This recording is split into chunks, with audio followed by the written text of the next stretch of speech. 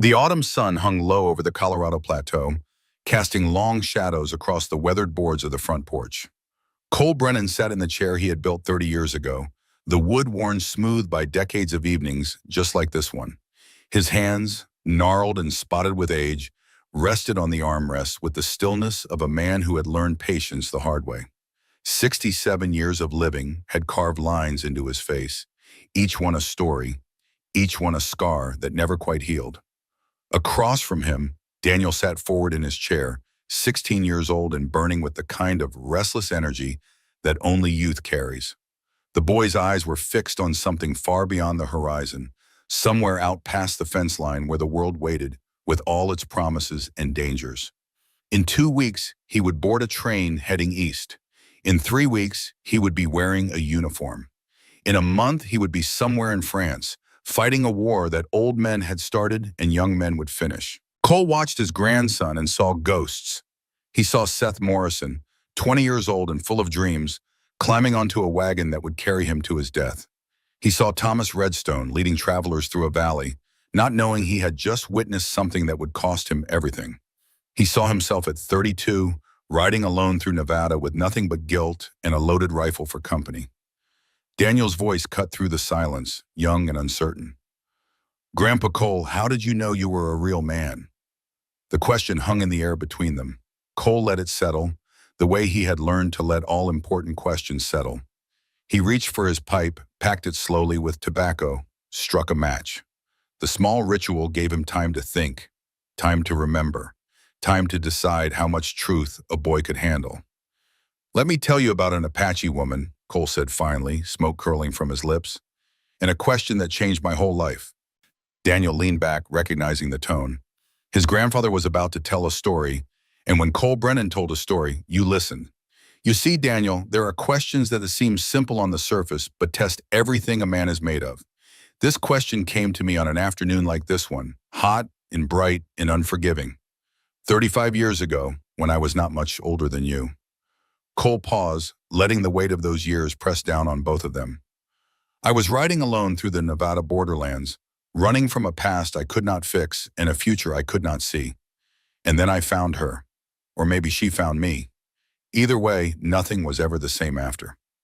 The old man's eyes drifted closed, and when he spoke again, his voice had changed.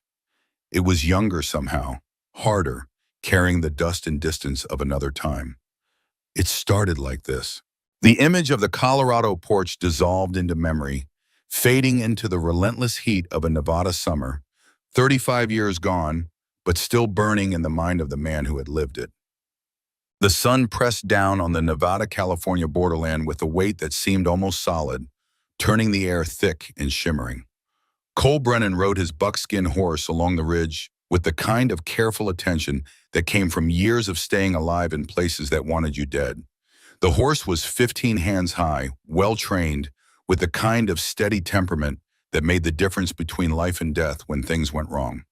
And things always went wrong eventually. His Winchester Model 1873 rifle rested across the saddle, the .44-40 caliber rounds loaded and ready. Not because he expected trouble, but because a man who did not expect trouble was a man who would not live to see another sunrise. The rifle had been with him since the war, through campaigns he tried not to remember and nights he could not forget. It was more reliable than most people he had known. The saddlebags held everything he owned, dried jerky wrapped in canvas, a canteen, half full, rationed carefully, a bedroll that had seen better days, basic tools for field repairs, and underneath it all, wrapped in oilcloth, the last letter Seth Morrison had written to him. Cole never read it anymore. He did not need to. He had memorized every word years ago, and each one still cut like fresh wire. He read the land the way some men read newspapers, seeing stories written in dust and stone. The soil here was dry, cracked, holding heat like a forge. A jackrabbit had crossed this path 2 hours ago, moving fast, spooked by something. Coyote tracks ran parallel to the ridge, old enough that the edges had softened, but fresh enough to matter. And there, near the wash below, something else. Something that made Cole pull the horse to a stop and sit very still. Fresh tracks, human, running. Cole had been riding through empty country for 2 years, keeping to the spaces between towns where a man could think without interference. After what happened with Dalton, after Seth, after the trial that changed nothing and fixed even less, he had chosen solitude the way other men chose whiskey or religion. It was simpler that way, cleaner. No one to protect, no one to fail, no one to bury. But the tracks below told a story he could not ignore. Someone was running and running hard. The stride pattern showed desperation, the kind that came from being hunted. And behind those tracks, two sets of boot prints, heavier, purposeful, closing in. Cole closed his eyes and saw Seth's face, laughing about something stupid, young and trusting that the world was a better place than it actually was. He saw the wagon overturned, the blood in the dirt, the way Seth's hand had reached out for help that came too late. He opened his eyes and looked down at the wash. A voice in his head, older and tired, spoke from 35 years in the future. You could have ridden on, Daniel. Could have told yourself it was not your concern, but some things hook into you whether you want them to or not. And I did not know it yet, but down in that wash was the woman who would teach me what it meant to be worth saving. Cole touched the horse's flanks and started down the ridge. The wash opened up before him like a wound in the earth, shallow and wide, lined with sagebrush and scattered rock. The late afternoon light hit it at an angle that made every shadow sharp and every movement visible. And there, pressed against the far bank, was a woman. She was Apache, or part Apache, with the kind of features that spoke of mixed heritage and complicated history. Her deerskin dress had been beautiful once, worked with careful hands and traditional patterns, but now it was torn across the chest, the fabric gaping to reveal her collarbone and the curve of her breasts. She held one arm across herself, trying to cover the exposure, but exhaustion made even that simple gesture difficult. Her skin was dark from sun and heritage both, marked with scratches from running through brush, bruised on the shoulder where someone had struck her hard enough to leave a hand-shaped shadow. Her lips were cracked and bleeding from dehydration. Her hair, black and thick, had come loose from its braid and hung in tangles around her face. Her eyes were the color of creek water, lighter than her skin, and they held a combination of fear and defiance that made Cole's chest tighten. She had been running for days, maybe longer, running until her body had nothing left but will, and even that was running out. Cole did not move. He sat on his horse 50 yards away, hands visible on the saddle horn, rifle slung across his back where she could see it, but also see that he was not reaching for it. He had learned in the war that the first move a man made told you everything about his intentions. Fast moves meant violence. Slow moves meant maybe, just maybe, you could talk your way through. The woman stared at him with the kind of intensity that came from calculating survival. Her chest rose and fell with ragged breaths. Her legs trembled, barely holding her upright. She had nowhere to run, no weapons, no strength left for another fight. And she knew it. Cole studied her the way he studied terrain, reading the signs. The tear in the dress was fresh, maybe a day old. The bruises on her arms were at different stages of healing, meaning multiple encounters, multiple escapes. The scrapes on her feet showed she had lost her shoes somewhere back in the miles. And her eyes, despite the exhaustion, despite the fear, had not given up. He made his decision without fully understanding why. Cole swung his leg over the saddle and dropped to the ground with slow, deliberate movements. Every motion was controlled, measured, designed to show that he was not a threat. He kept his hands away from his gun, kept his eyes steady on hers, took 2 steps forward and stopped, leaving 40 feet between them. The woman's voice came out cracked and dry, barely more than a whisper, but clear enough. "Cowboy, do you only want my body like the others?" The question hit Cole harder than any bullet ever had. Not because it was crude, but because it was honest. Raw. The kind of question that came from a woman who had been hunted by men who saw her as property, as something to take, as less than human. The question carried in it every violation she had suffered, every hand that had grabbed, every word that had reduced her to flesh and nothing more. Cole had been asked many things in his life. He had been asked to kill, to testify, to forget, to move on. But he had never been asked anything quite like this. and his answer, he knew, would define what kind of man he actually was beneath all the miles and all the scars. He met her eyes and did not look away. "No," he said, his voice rough from disuse but steady. "I'm not here for that." The words fell into the space between them and changed everything. The woman searched his face the way a card player searches for tells, looking for the lie, looking for the crack in the mask that would reveal his true intentions. Cole stood still and let her look. He knew what she would see. A man in his early 30s, weathered by sun and work, with a scar that ran from his left temple to his jaw, courtesy of a Confederate bayonet at Antietam. Eyes that had seen too much. A stance that spoke of military training, the kind of readiness that never quite left a soldier even years after the fighting stopped. Hands that were calloused from labor, scarred from violence, but currently empty and unthreatening. She was trying to decide if she could trust him. Cole understood that calculation. He had made it himself 100 times. Trust was the most expensive currency on the frontier, and once you spent it wrong, you never got it back. "Someone is following you," Cole said, keeping his voice level. Not a question. A statement of fact based on the tracks he had seen. The woman nodded once, the movement small and careful. "Two men, armed. How long have they been chasing you?" 3 days. Her voice was stronger now, finding some reserve she had kept hidden. "Maybe longer. Time stops meaning much when you are running." Cole looked past her, scanning the wash for signs. He saw them immediately. Boot prints, fresher than hers, coming from the east. 2 different sets, both male, both carrying weight that suggested weapons and supplies. They were tracking her methodically, not rushing, confident they would catch her eventually. And they were close. "They will reach this wash before dark," Cole said. The woman's knees buckled slightly before she caught herself. The information was not new to her, but hearing it confirmed seemed to steal whatever small hope she had been holding on to.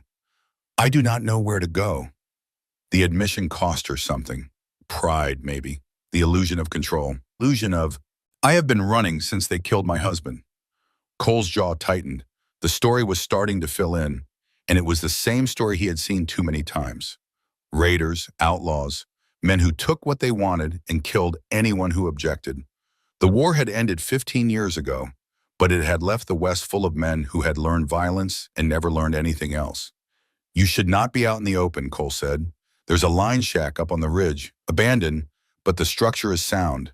You could hide there." The woman's eyes narrowed. "Why would you help me?" It was a fair question. Cole thought about Seth, about the wagon, about arriving too late. He thought about Dalton's gang riding away, laughing, leaving a boy bleeding in the dirt. He thought about 2 years of riding alone, trying to outrun guilt that followed like a shadow. "Because you are running out of time," he said simply. She stared at him, and Cole saw the war happening behind her eyes. Trust versus despair. Risk versus certain death. The devil you know versus the devil you might be able to survive. "If I go with you," and she said, each word careful and measured, "I need to know you will not try to claim me." Cole understood what she was asking. She needed a promise, a line drawn, a boundary that would not be crossed. "You will not be touched unless you ask," he said, his tone flat and certain, the way he used to give orders to his unit during the war.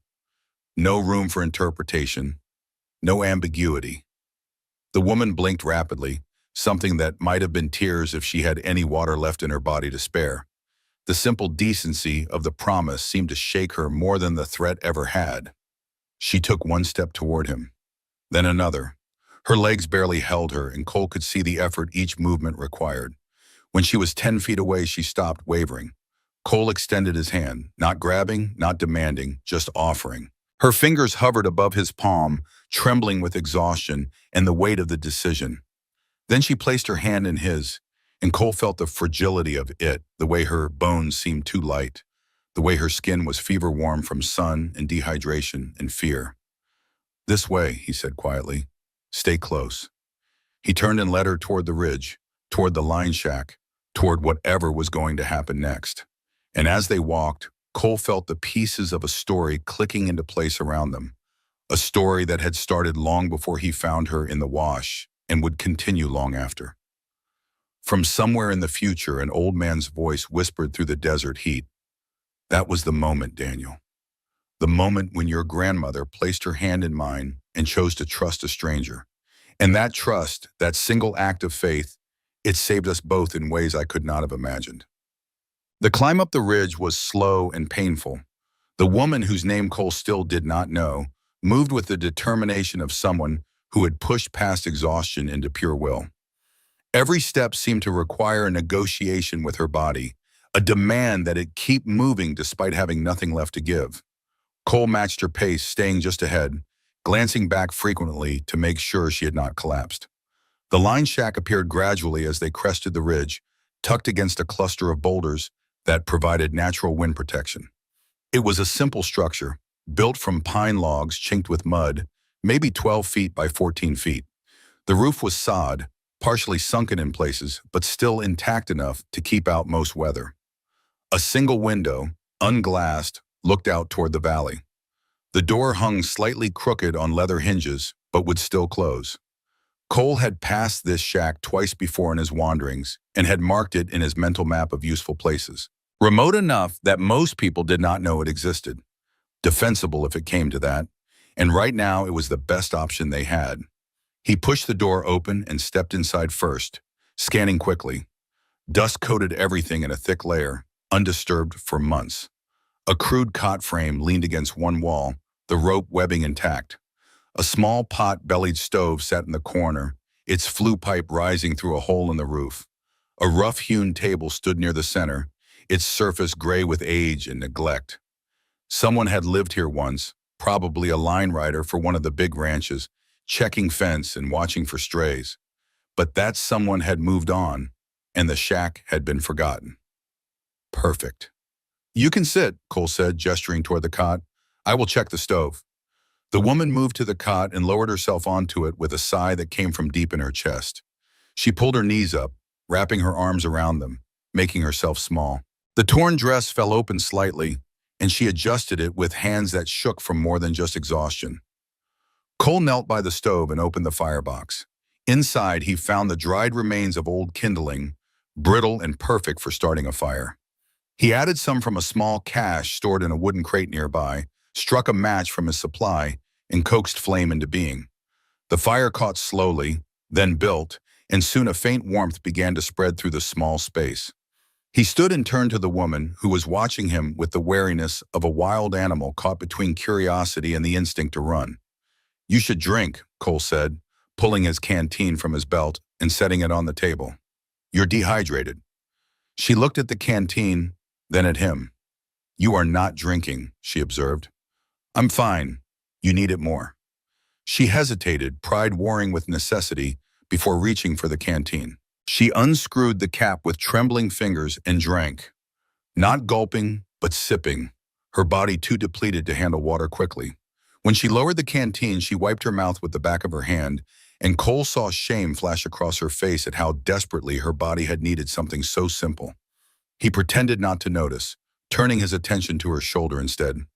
That bruise needs treatment, he said, keeping his voice neutral, clinical. Infection spreads fast out here. She pulled the fabric of her dress tighter. I can manage. Maybe, but managing and healing are not the same thing. She studied him again, that same searching look, trying to understand this man who had found her in a wash and brought her to safety without asking for anything in return. You will not touch me unless I say it is acceptable, she said, repeating his earlier promise back to him, making it a question.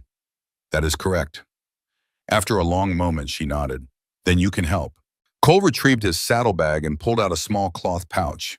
Inside were strips of clean bandage, a tin of salve he had bought from a Chinese herbalist in Sacramento, and a small bottle of whiskey for disinfecting wounds. He set them on the table and approached the cot slowly, telegraphing every movement. Lower the blanket from your shoulder, he said. She did, and Cole saw the full extent of the damage. The bruise was deep purple, spreading from her shoulder down toward her collarbone. Someone had grabbed her there, hard, fingers digging in with enough force to crush muscle and blood vessels. Around it were older bruises, yellowing, telling the story of multiple assaults over multiple days. Cole's jaw tightened, but he kept his face neutral. Anger would not help her right now. Competence would. He dipped a clean cloth into the salve and began cleaning the bruised skin with slow, careful movements. The woman winced but did not pull away.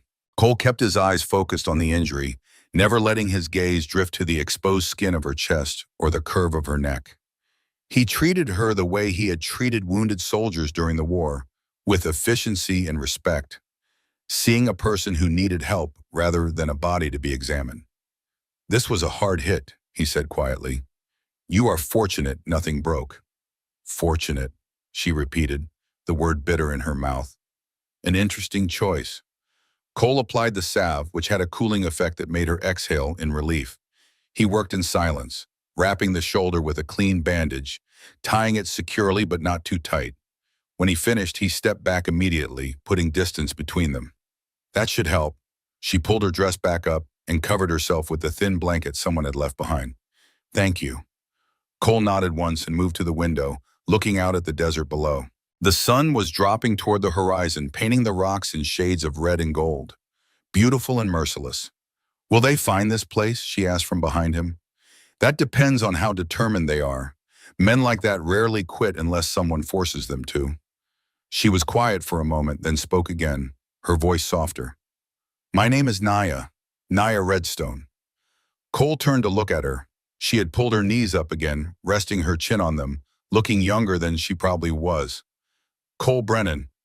"You are not from here, Cole Brennan. Your accent is East Texas, but old. You have been west a long time." "Bah." He was surprised by her observation. 15 years, since the war ended. "You fought." "Everyone fought. Some of us just lived through it." Naya nodded, understanding the weight beneath those words. "My husband was a scout. He understood men who carried war inside them." Past tense. Husband was. Cole heard the grief in it. "The men who are chasing you," he said. "They killed your husband?" "Yes, 3 months ago. We lived near a small valley south of here. There were not many families left after the sickness took most of our band. When the raiders came, we tried to run. They caught us on the creek trail." Her voice went flat, the way people's voices went when they had to speak about unbearable things. "They shot Thomas before he could even turn back to reach for my hand." Cole said nothing. There was nothing to say that would make that image any easier to carry. "They spared me," she continued. "I do not know why. Maybe they wanted to trade me. Maybe they thought I was worth something. But I do not want to be worth anything to men like that." "You are not," Cole said firmly. "Not to them, not to me. You are just someone who deserves to live without running." Naya looked at him, really looked at him, and something in her expression shifted. Not trust yet, but maybe the beginning of it. "Why were you alone out here, Cole Brennan? Men do not ride through empty desert for no reason." Cole turned back to the window, watching the shadows lengthen. "I left ranch life behind. Things went bad, and I did not want to drag anyone else down with me. Being alone felt simpler." "Does it?" she asked. "Feel simpler?" He thought about 2 years of empty camps and silent nights, of talking only to his horse, of the way Seth's last words echoed in every quiet moment.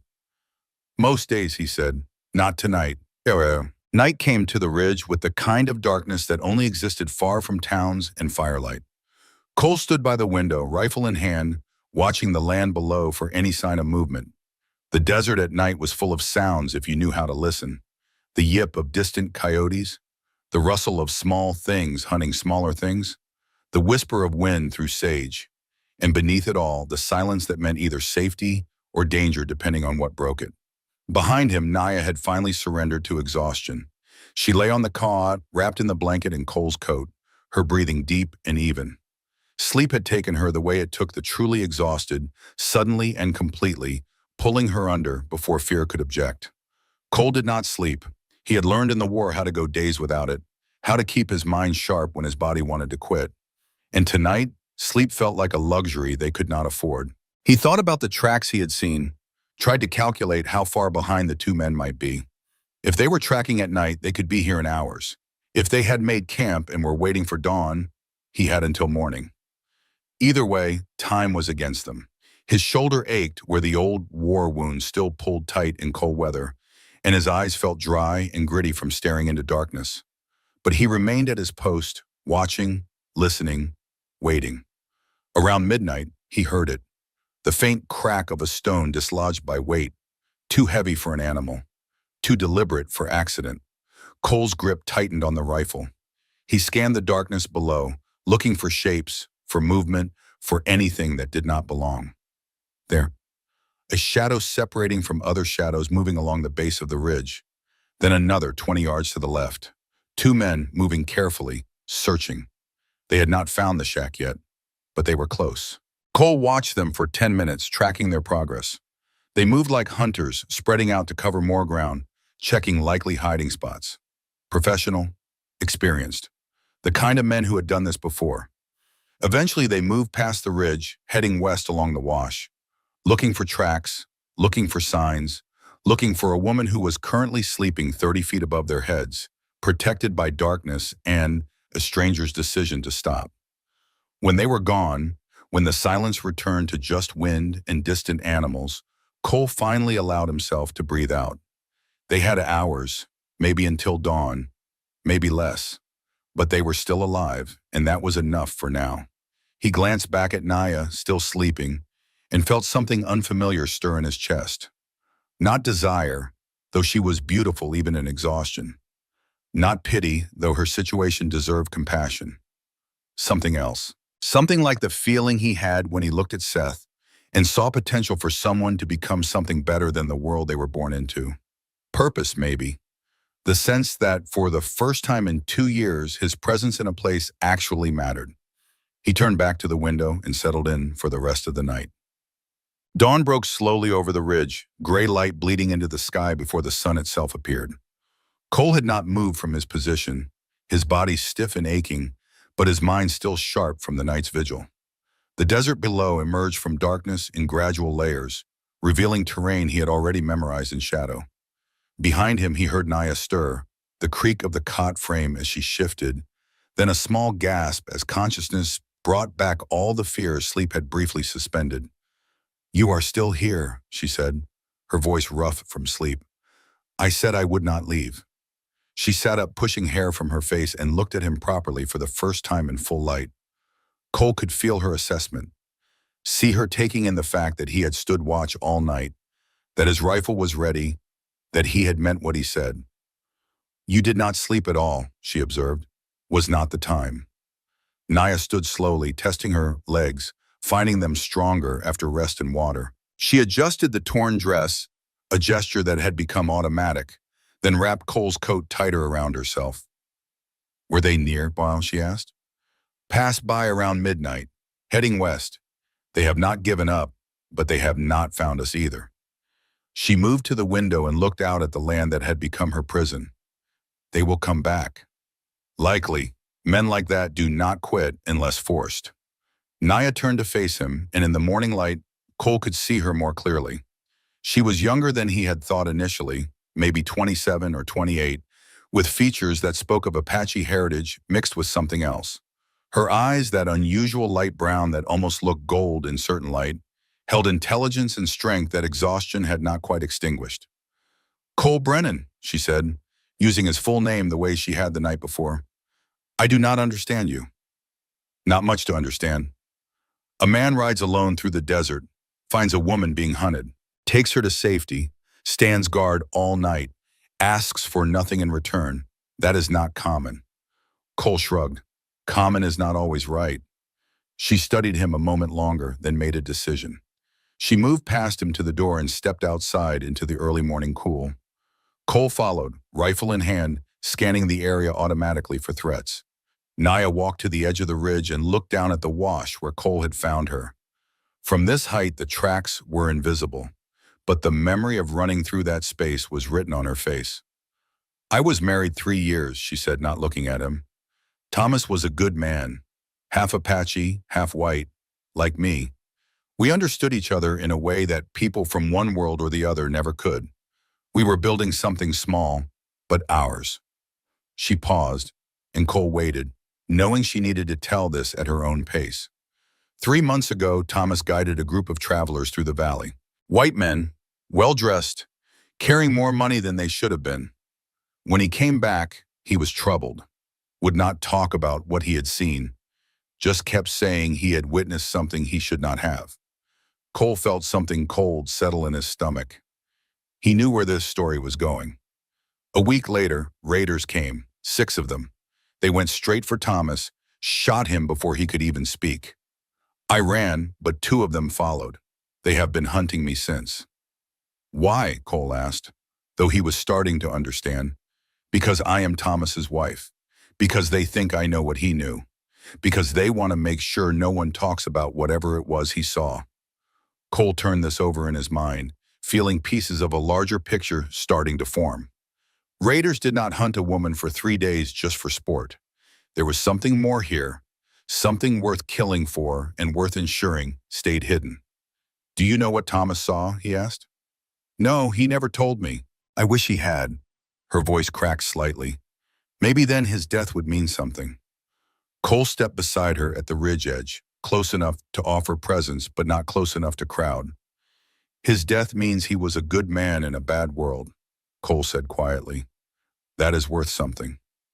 Naya looked at him, and tears finally came, silent and steady, cutting tracks through the dust on her face. I do not even know if those men were the ones who killed him or just the ones sent to clean up afterward. I do not know their names or why they were there or what Thomas saw that was worth dying for. I just know I have been running, and I am so tired of running. Cole did something then that surprised them both. He reached out and placed his hand on her shoulder, the one he had bandaged the night before, gentle and steadying. Then we stop running and start figuring out what to do next. She leaned into the touch slightly, just for a moment, before straightening again and wiping her eyes. You keep saying we. And why? You do not know me. You do not owe me anything. Cole thought about Seth, about the guilt that had ridden with him for 2 years, about all the times he had arrived too late to matter. Maybe not, he said, but I know what it is like to be hunted by men who have no right. And I know what it is like to wish someone had been there when it counted. Before Naya could respond, Cole's eye caught something in the distance. Movement near the base of the ridge. He pulled his hand back and raised the rifle, looking through the sight. 2 men on foot examining the ground. One tall and lean, the other shorter and built like a bull. Both armed, both moving with the confidence of men who knew what they were doing. Inside, Cole said quietly. Now. They retreated into the shack, and Cole positioned himself by the window where he could watch without being seen. Naya stood behind him, close enough that he could hear her breathing quicken. The 2 men below moved methodically, studying tracks that Cole and Naya had left the day before. The taller one knelt, touching the dirt, then looked up toward the ridge. Not directly at the shack, but close enough that Cole's pulse quickened. They were good, professional. This was not their first hunt. The shorter one said something Cole could not hear, and the tall one nodded. They began moving up the ridge, not rushing, taking their time, checking every possible hiding place. They were coming. Cole checked his rifle, made sure the rounds were loaded properly, calculated distances and angles. If it came to a fight, he would have the high ground advantage, but 2 against 1 was never good odds, and Naya had no weapon. If I tell you to run, Cole said without turning around, you run. No argument, no hesitation. Straight north off this ridge, there is a creek bed about 2 miles out. Follow it east until you hit the main trail. Stay hidden until you find someone who can help. I am not leaving you to fight alone, Naya said. You will if I tell you to. That is not up for discussion. She started to protest, but Cole raised his hand, silencing her. The men were close enough now that voices would carry. They watched through the window as the 2 trackers climbed steadily, pausing frequently to check for signs, to look for disturbances in the dust and rock. The tall one moved like a cat, balanced and careful. The shorter one was more aggressive, pushing harder, breathing heavier. 30 yards away. 20. Cole's finger rested on the trigger. Ready, but not committed. 15 yards. And then the tall one stopped. He looked directly at the shack, and even from this distance, Cole could see the recognition in his posture. He had found them. The man turned to his partner and spoke. The shorter one grinned and pulled his revolver. Cole stepped away from the window and turned to Naya. Whatever happens, stay behind me. Do not step into the line of fire. Understand? She nodded, fear bright in her eyes, but no panic. She had been through too much to panic now. Cole moved to the door, opened it slowly, and stepped outside with his rifle raised. The two men stopped climbing, hands going to their weapons, but not drawing yet. Standoff. That is far enough, Cole called down to them, his voice carrying clearly in the morning air. The tall one smiled, a cold expression that never reached his eyes. Well now, he said, his voice smooth and educated, wrong for his appearance. You must be the fellow who picked up our lost property. She is not property, and she is not yours. See, friend, that is where you are wrong. The lady has something that belongs to our employer, and we have been hired to retrieve it, along with her. She does not have anything. You sure about that? Because from where I stand, she has information. And information is the most valuable thing out here. Cole kept the rifle steady, aimed at the tall man's chest. Turn around and ride out. This does not have to end badly. The shorter man laughed, a harsh bark of sound. Tough talk for one man. One man with high ground and a Winchester. The tall man held up his hands in a placating gesture. No need for violence, we are just doing a job. You hand over the woman, we ride out, nobody gets hurt. Not happening. The smile faded from the tall man's face, replaced by something harder. You know who we work for? Do not care. You should. Name is Dalton. Silas Dalton. Maybe you heard of him. Cole felt the world tilt slightly. The name hit him like a physical blow, dragging up memories he had spent 2 years trying to bury. Silas Dalton, his former partner. The man whose greed had destroyed everything. The man whose gang had killed Seth. I know who Dalton is, Cole said, his voice gone flat and dangerous. The tall man's eyebrows rose. Do you now? Then you know it is a real bad idea to get between him and what he wants. Dalton can go to hell. Strong words. What is your name, friend, so I can tell the boss who to put on the list? Cole met the man's eyes and made a decision that would change everything. Cole Brennan, and you can tell Dalton I said if he wants her, he will have to go through me first, same as everything else he ever tried to take. The reaction was immediate. The tall man's face went white, then red. The shorter one actually took a step back. You are Brennan, the tall one said, voice sharp with surprise. The Brennan who testified against Dalton in '78? That would be me. Well, hell, the shorter one muttered. Boss is going to lose his mind. The tall man recovered quickly, but Cole could see his mind working, recalculating, understanding that this had just become personal in a way that went beyond a simple retrieval job. Brennan, the tall man said slowly, Dalton has been looking for you for 2 years, and now here you are, protecting the exact woman we are supposed to bring in. That is either the best luck or the worst luck I have ever seen. Depends on perspective. It does at that. The tall man settled his hand on his gun. So how do you want to play this? You going to shoot us both? Because I got to tell you, even if you drop me, my partner here is fast, real fast. And that woman behind you, she will get caught in the crossfire. Cole's mind raced through options. The man was right. Even with the advantage of position, a gunfight here would be messy and dangerous. Naya could be hit. He could be hit. And even if he won, more would come. Dalton would make sure of that. He needed time. Time to think, to plan, to figure out how his past and Naya's present had just crashed together in the worst possible way. You go back and tell Dalton you found me, Cole said. Tell him I am not running anymore. And tell him the woman is under my protection now. He is not going to like that. Do not care what he likes. The tall man considered this, then nodded slowly. Fair enough, we will deliver the message. But you should know, Brennan, Dalton is not the man you remember. He has gotten powerful, connected, and he has a real long memory for people who crossed him. So do I. The two men backed down the ridge slowly, keeping their eyes on Cole until they were out of rifle range. Then they turned and headed toward where their horses must be waiting, moving fast now, eager to deliver news that would set everything in motion. Cole watched them until they disappeared from view, then lowered the rifle and turned to find Naya standing in the doorway, her face pale. Silas Dalton, she said. The men who killed Thomas work for Silas Dalton. Appears so. And this Dalton, he is your enemy.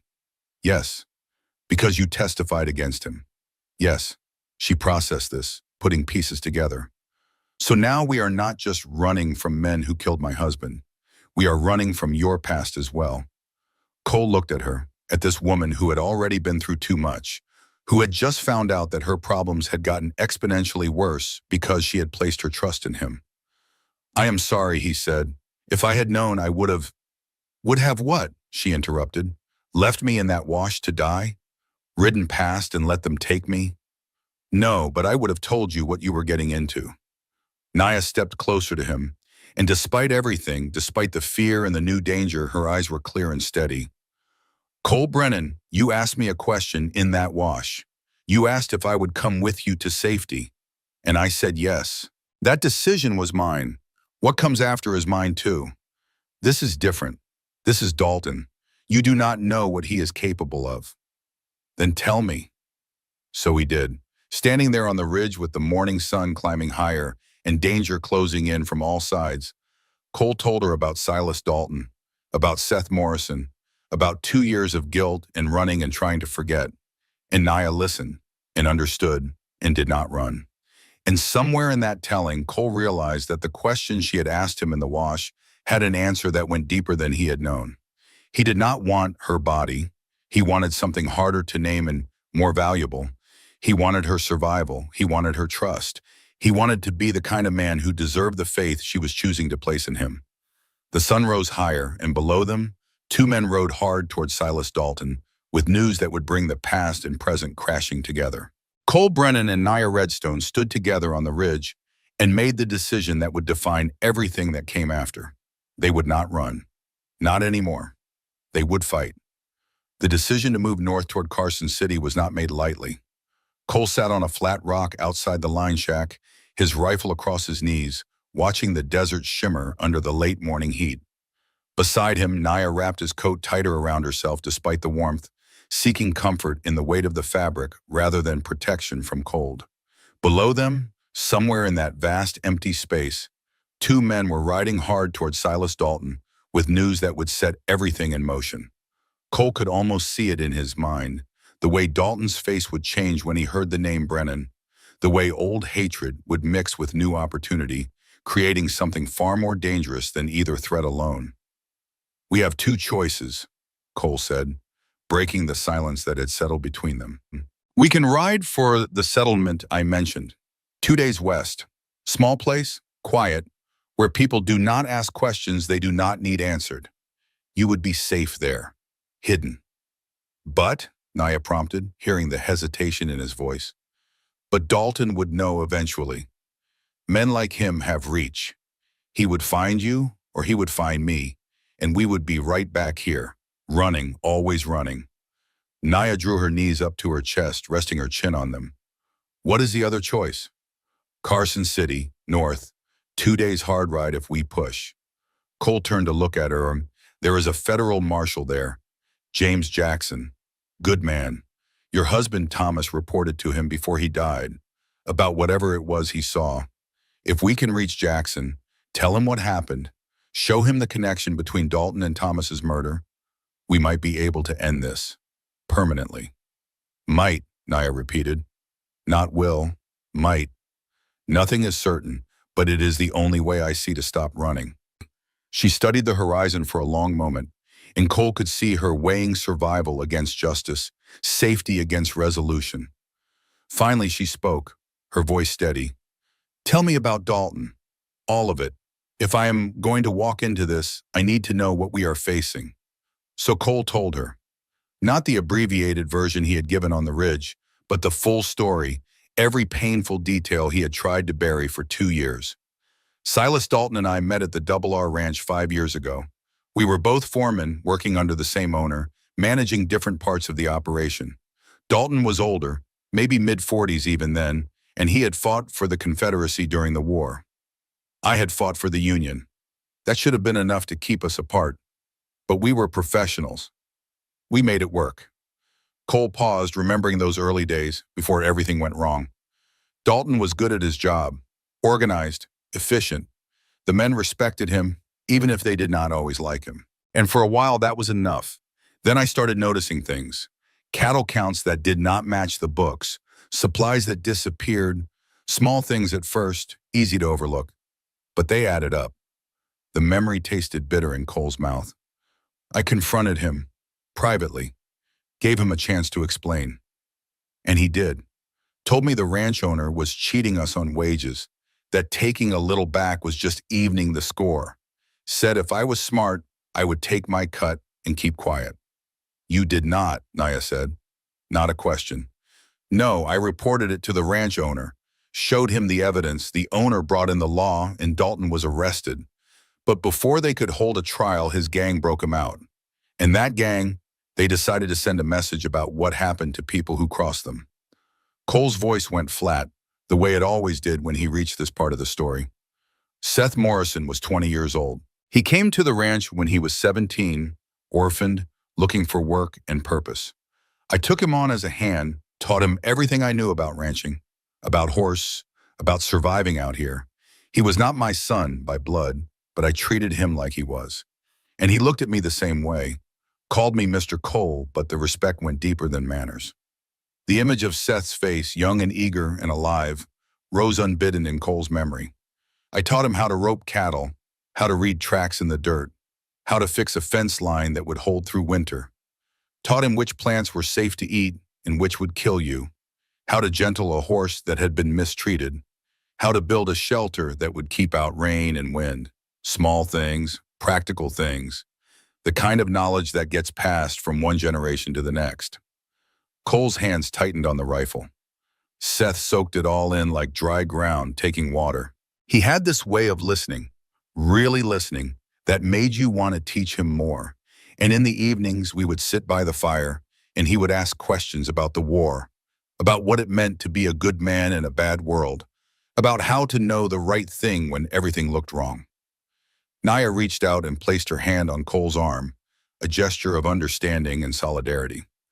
2 years ago, I sent Seth to town with a wagon full of supplies we were delivering to another ranch. Simple job. Safe, or it should have been. But Dalton's gang had been watching the ranch, waiting for an opportunity to strike back at me, and they found it. The memory came in fragments, sharp and cutting. They ambushed the wagon on the road, 5 miles outside town. Seth fought back. The sheriff found 2 dead gang members near the wagon, so he must have gotten off some shots. But he was one boy against 5 armed men. The outcome was never in doubt. Cole's voice cracked slightly, the first real emotion breaking through. I was supposed to go with him. That was the original plan. But something came up at the ranch, some emergency that needed immediate attention, so I sent him alone. Told him I would catch up later. And by the time I got there, by the time I found the wagon, he stopped, unable to continue for a moment. Seth was still alive when I reached him. Barely. 3 bullets in his chest, bleeding out in the dirt. He looked up at me, and you know what he said? He said, Mr. Cole, you taught me how to live right. I tried. I really tried. And then he died in my arms, 20 years old, his whole life ahead of him, gone because I made an enemy and he paid the price. The silence that followed was heavy and complete. I testified against Dalton at the trial, told them everything I knew about his operation, his gang, his plans, and the judge cleared him on a technicality. Some corrupt sheriff had filed the paperwork wrong, made it easy for a good lawyer to tear apart. Dalton walked free, legally innocent, and I was left with nothing but guilt and a dead boy I could not bring back. Naya's grip on his arm tightened. That is why you ride alone, she said softly. That is why you stay away from towns and people. You think if you care about someone, they will die because of you. They will, Cole said flatly. Seth did. And yet you stopped for me. You took me to safety. You stood guard all night. You are doing the exact thing you swore not to do. Cole turned to look at her, really look at her, and saw understanding in her eyes. Not pity, understanding, the kind that came from carrying similar weight. Maybe I am tired of running from my own guilt, he said. Or maybe I saw a chance to do it right this time. I do not know. But when I saw you in that wash, I could not ride past. And now that I know Dalton is involved, now that your husband's murder and Seth's murder are connected by the same man, I cannot walk away from this. even if it means facing Dalton again. Especially then. Naya released his arm and stood, walking to the edge of the ridge. She looked north toward Carson City, toward the confrontation that waited there like a storm building on the horizon. My husband Thomas was a good man, she said. Gentle with me, fair with others, trying to make an honest living in a world that did not value honesty. And Dalton's men killed him for seeing something he should not have seen. If Marshal Jackson is investigating, if there is evidence, if we can bring Dalton to justice, then Thomas's death means something. It means he did not die just because evil men wanted to protect their secrets. She turned back to Cole. We go to Carson City together. We find the marshal. We end this. Cole stood, feeling something settle in his chest that might have been purpose or might have been acceptance. It will be dangerous. Dalton knows we are coming. He will set traps. He will be ready. Then we will have to be ready too. Cole nodded once, a gesture of reluctant acknowledgement. We leave now. Travel light. 2 days hard ride. Minimal rest. Stay off the main trails where Dalton's men might be watching. And if anything happens, if we get separated, you head for Carson City alone. Find Marshal Jackson. Tell him everything. Nothing is going to happen, Naya said with a certainty that surprised him. How can you be sure? Because we are going to watch out for each other, the way Thomas and I should have been able to, the way you and Seth should have been able to. This time, we do not fail. They rode through the afternoon and into the evening, pushing hard across terrain that resisted every step. Cole had stolen one of the horses left behind by Dalton's men, a sturdy bay gelding that protested the new rider, but accepted the situation with professional resignation. Naya rode behind Cole on the buckskin, her arms wrapped around his waist for balance. Her body pressed close in a way that was necessary rather than intimate, but still created an awareness between them that neither acknowledged aloud. The land changed as they moved north. The flat desert gave way to rolling hills, then to broken country cut by ancient water that no longer flowed. Rock formations rose like monuments to forces beyond human understanding, shaped by wind and time into shapes that seemed almost deliberate. Cole navigated by memory and instinct, keeping to low ground when possible, using the landscape to hide their passage from anyone who might be watching. They spoke little during the ride. Words seemed unnecessary and wasteful of energy, better spent on survival. But the silence was not empty. It was filled with shared purpose, with the understanding that had formed between them over the past day and night, with the weight of their combined histories pressing them forward toward whatever waited in Carson City. As the sun began its descent toward the western horizon, painting the rocks in shades of gold and amber, they reached a narrow canyon that cut through a ridge like a knife wound. Cole pulled the horses to a stop and studied the passage carefully. This canyon leads to the Carson River, he said. We follow it north for about 5 miles. Then we will need to cross. The river runs fast this time of year. Snow melt from the mountains. It will be dangerous.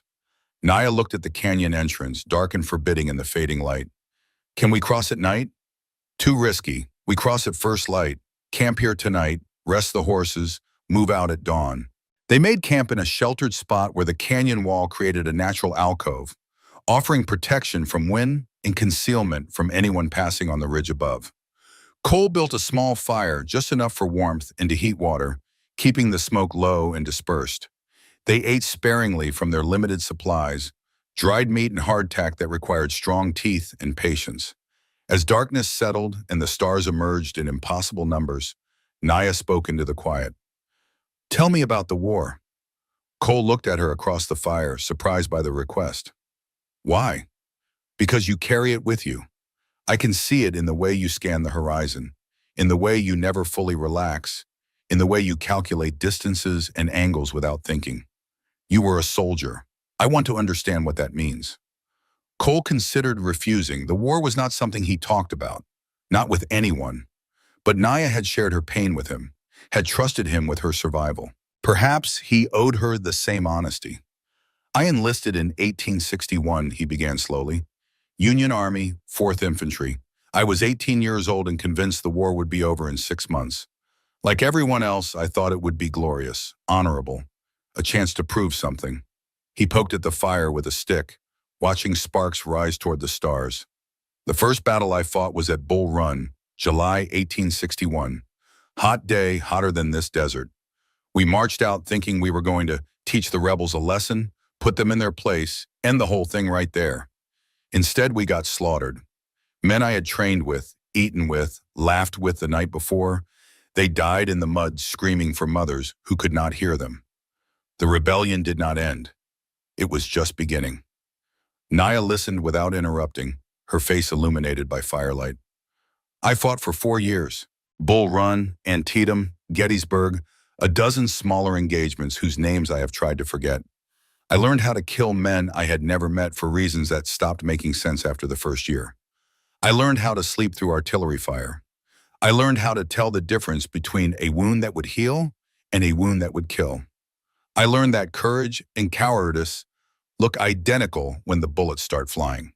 His hand unconsciously went to the scar on his face. Got this at Antietam, Confederate soldier, close combat, his bayonet against my rifle. He was maybe 16 years old.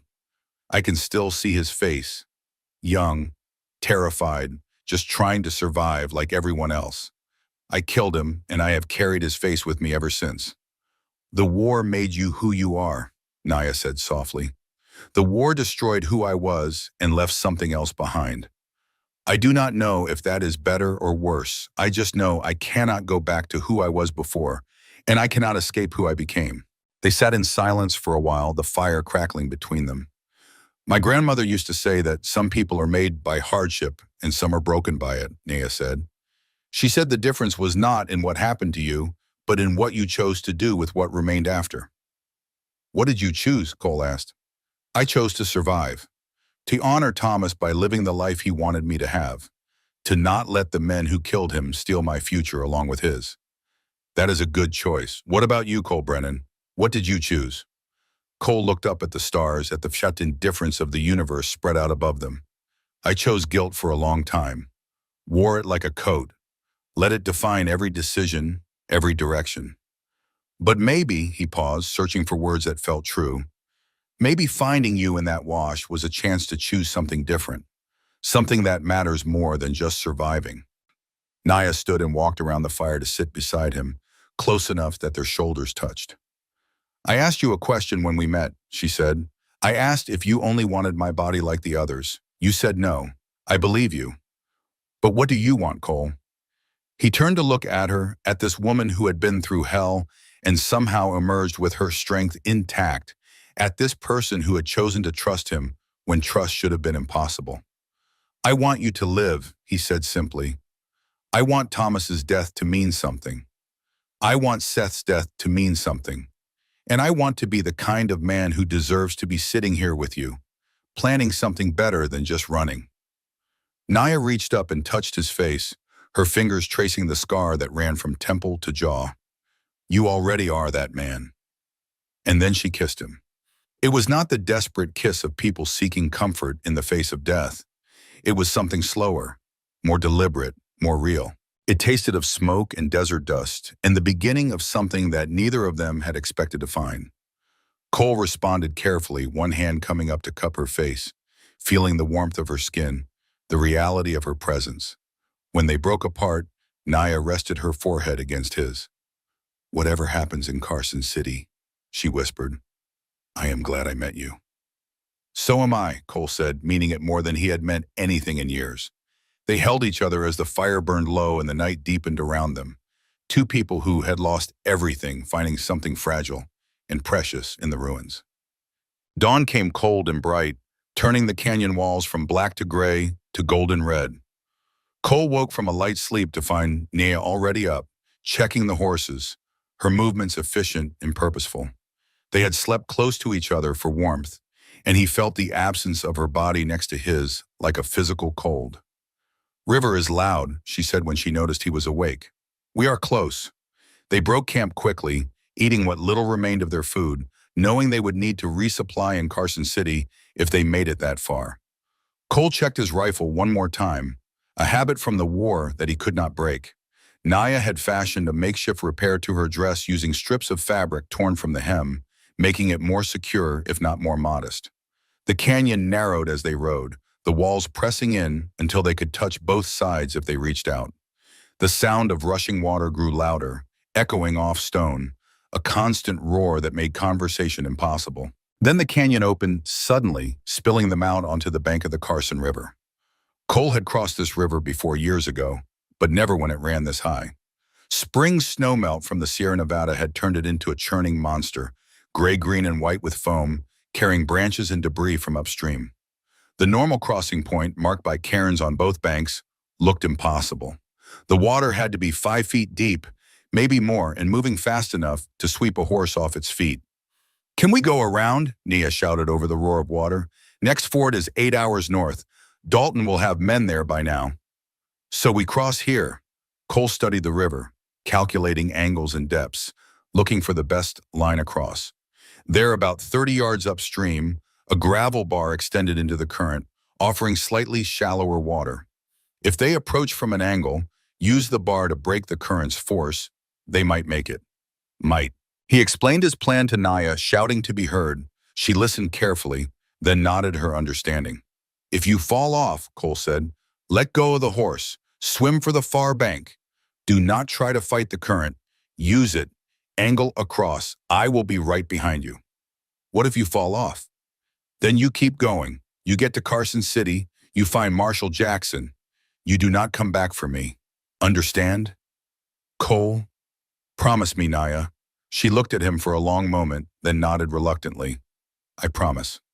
They approached the river at the point Cole had chosen, the horses balking at the water's edge, sensing danger. Cole urged his buckskin forward, speaking to it in low, calm tones, feeling the animal's muscles bunch with fear and the desire to bolt. The first steps into the water were manageable, cold, but not deep, the bottom solid gravel that gave good footing. Then they were deeper, the water rising to the stirrups, then the saddle, the current pushing hard against the horse's side. The buckskin struggled to maintain balance, every step a negotiation between forward progress and the river's desire to sweep them downstream. Behind him, Cole heard Naya urging the bay gelding into the water. He glanced back, saw her gripping the saddle horn with white-knuckled hands, her face set with determination. They were halfway across when it happened. The bay gelding stepped on a rock that shifted beneath its weight, lost its footing, stumbled. Naya cried out, grabbing for the horse's mane, but the saddle was wet and her hands slipped. She fell sideways into the river and was swept away in an instant. Cole reacted without thought, kicking free of his stirrups, diving into the current after her. The cold hit him like a fist, stealing his breath, disorienting him. The river tumbled him over, dragging him down, then spitting him back to the surface. He caught a glimpse of Naya 20 feet ahead, her arms flailing, her head going under. He swam hard, using the current, angling toward her. His hand caught her arm, then lost it. Caught again. This time he held on, pulling her close, wrapping his arm around her chest from behind. They tumbled together down the river, bouncing off rocks, swallowing water, the world reduced to cold and chaos and the desperate need to find air. Cole's feet found purchase on something solid, a boulder or outcropping, and he used it to push them toward the far bank. His boots scraped gravel. Shallower water. He got his feet under him, dragging Naya with him, stumbling toward shore. They collapsed together in the mud, coughing up river water, shaking with cold and adrenaline. Cole rolled onto his side, looking at Naya. Her eyes were wide with shock, her lips blue, but she was breathing. "I thought I was going to die," she gasped. "I was not going to let that happen." You jumped in without hesitating. Cole pushed wet hair from his face, his whole body trembling. "I was not going to fail again. Not you, not like Seth." Naya reached out and grabbed his hand, squeezing it hard. "You did not fail, Seth. You were not there. That is different.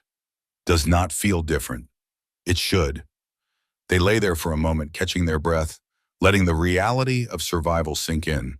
Then Cole heard a sound that made his blood freeze despite the sun beginning to warm them. Voices from the far bank. He looked across the river and saw them. 4 men on horseback. Dalton's crew. They had caught up. The lead rider, the tall one from the ridge, cupped his hands and shouted across the water, "Brennan, Dalton rode ahead to Carson City. He is waiting for you there." The words carried clearly over the river's roar, deliberate and taunting. "He knows you are coming. He knows what you are planning, and he is ready." Cole stared across to the water, mind racing. Dalton was ahead of them, had anticipated their destination, would be setting traps, preparing ambushes, turning Carson City into a killing ground. The tall rider laughed. You think Marshall Jackson can help you? Dalton owns half the town. You walk in there, you will never walk out. Then they turned their horses and rode north, following the river road, no longer chasing because they did not need to. The trap was set. All they had to do was wait for Cole and Naya to walk into it. Cole turned to Naya, who had heard everything. We should go back, she said. Find another way. There is no other way. Dalton will hunt us forever if we do not end this. And Marshall Jackson is our only chance at justice for Thomas. But if Dalton is waiting, then we go in smart, careful. We find allies. We use the fact that he expects us to our advantage. Cole stood, helping Naya to her feet. They had lost both horses, most of their supplies, and any advantage of surprise. But they were alive, they were together, and they had a destination. Come on, he said. We have a long walk ahead of us. They walked through the afternoon and into the evening, following the river north, staying off the main road, using the terrain to hide their passage. Cole's shoulder, grazed by the bullet 2 days ago, had started to throb with a deep ache that spoke of infection setting in. He ignored it, focusing on putting one foot in front of the other, on keeping Naya moving when exhaustion threatened to stop her. As the sun began to set, they crested a small rise and saw it in the distance. A structure, half collapsed, adobe walls the color of sand and blood. Naya stopped, her hand going to her mouth. I know this place, she whispered. Cole looked at her questioningly. It was my grandmother's summer home, before the relocations, before everything changed. They approached the abandoned homestead slowly, Naya's steps becoming more certain as memory guided her. The building was small, a single room with thick adobe walls designed to keep out heat in summer and cold in winter. The roof had partially collapsed, letting in the sky. The door hung open on broken hinges, but the walls still stood, solid and enduring. Naya walked inside and Cole followed. She moved through the space like a ghost, touching walls, tracing patterns in the dust, remembering. My grandmother refused to leave when they tried to force our people onto the reservation, she said, her voice soft with memory. She said this land was in her blood, that she would rather die here than live somewhere she did not belong. So they let her stay. Too old to be worth the trouble of forcing, they said. Naya knelt by the fireplace, running her hands over the stones. She taught me everything here. How to identify healing plants, how to read the desert, how to find water when there seemed to be none, how to survive when the world wanted you dead. She died here, in this room, on a night when the stars were so bright they looked like they might fall from the sky. Well, Cole stood into the doorway, giving her space to grieve. She told me once that I did not have to choose between my Apache heritage and my white heritage. She said I could be both, that being split between two worlds made me stronger, not weaker, that I could build bridges others could not see. Naya stood, turning to face Cole. I met Thomas because of her. He came through this valley, guiding travelers, and stopped to pay respects at her grave. We talked about what it meant to belong nowhere completely, but everywhere partially. And we understood each other in a way that people from just one world never could. She walked to Cole, standing close enough that he could see the tears tracking down her dusty face. After Thomas died, I thought I had lost everything. My husband, my home, my purpose. I thought the men chasing me had taken not just his life, but my future. And then you found me, and you gave me something I had forgotten existed. What? Cole asked quietly. The possibility that tomorrow could be different than today. She reached up and touched his face, and Cole felt the fever heat of his own skin under her cool palm. You are burning, she said with sudden concern. Just tired. No, you are sick. The wound is infected. Her healer's training took over, practical and certain. Sit down, now. Cole wanted to protest, but his body betrayed him, legs going weak, vision swimming. He sat heavily on the dirt floor, suddenly aware of how much the fever had taken from him. Naya moved with quick efficiency, gathering materials from her grandmother's old medicine bundle that somehow still hung on a peg in the wall. Dried herbs, brittle with age but still potent, a clay pot for mixing. She worked in silence, creating a poultice from memory and training, applying it to Cole's wound with gentle hands. "This will hurt," she warned, then pressed the mixture into the infected graze. Cole hissed through his teeth as fire spread from his shoulder, but the pain brought clarity, burning through the fever fog. "My grandmother used to say that pain was the body's way of demanding attention," Naya said, wrapping his shoulder with fabric torn from her underdress. "That ignoring it was foolish. That listening to it was wisdom." "What else did she say?" Naya smiled slightly, still working. "She said that the strongest warriors were not the ones who never fell, but the ones who got back up. She said that love was not weakness, but courage. That caring for another person was the bravest thing anyone could do because it meant risking loss." She finished the bandage and sat back, looking at him with an expression that mixed concern and something deeper. "Cole, I know what you are trying to do. You are trying to save me to make up for not saving Seth. But that is not how it works. Seth's death was not your fault, and saving me will not erase that guilt." "I know," Cole said, though he was not sure he believed it. "Do you? Because sometimes I think you are so busy trying to be the person you think you should have been that you cannot see who you actually are now." "And who is that?" "A good man who has been through terrible things and still chose to stop when he saw someone who needed help. A man who stands watch all night. A man who jumped into a flooding river without hesitation. A man worth believing in."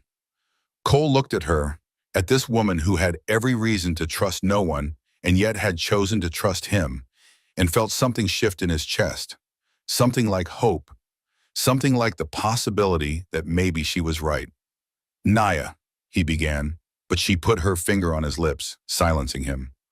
"Whatever you are going to say it later, after we survive, after we reach Carson City, after we end this. Because I want to hear it when we have a future to speak of. Not just a present we are trying to survive."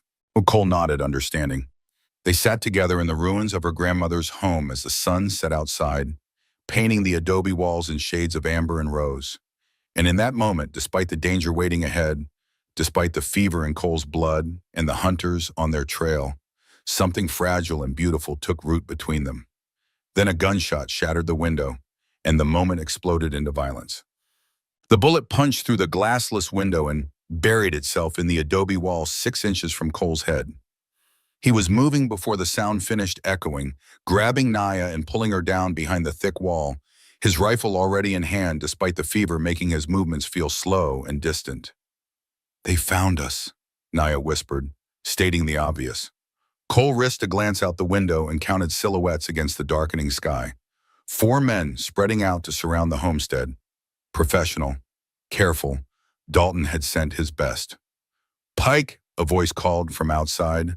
Rough, confident, used to being obeyed. "Brennan, I know you are in there. Dalton wants the woman alive. You he does not care about. Make this easy on yourself. Send her out and you can ride away." Cole recognized the voice. The tall man from the ridge, the one who had known his name.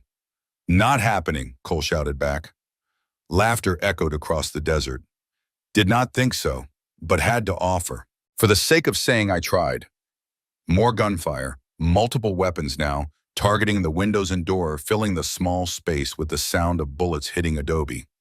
The thick walls absorbed the impacts, dust exploding from each hit, but the structure holding firm. Cole moved to the window on the east side, checking sightlines and angles. Naya grabbed his arm. "I can shoot," she said. "Thomas taught me." "You have a gun?" She picked up a fallen roof beam and swung it experimentally. "I have other skills." Despite everything, Cole almost smiled. "Windows," he said, "all business. You take east, I take west. Fire only when you have a clear target. We conserve ammunition. Make them work for every inch." They took their positions. Cole's Winchester held 15 rounds. He had maybe 30 more in his belt. Not enough for a prolonged siege, but enough to make the attackers think twice about rushing the building. A figure darted from cover, running toward the north wall. Cole tracked him, led the target slightly, fired. The man went down, clutching his leg. Not a killing shot, but enough to take him out of the fight. "One down," Cole said. Return fire peppered the window. Cole ducked back, waited, counted to 3, popped up at a different section of the window. Found another target, fired, missed. The man scrambled back behind cover. On the east side, Naya remained still, watching, patient. Then she called out, "Man approaching from my side, carrying something." Cole moved to her position, looked out.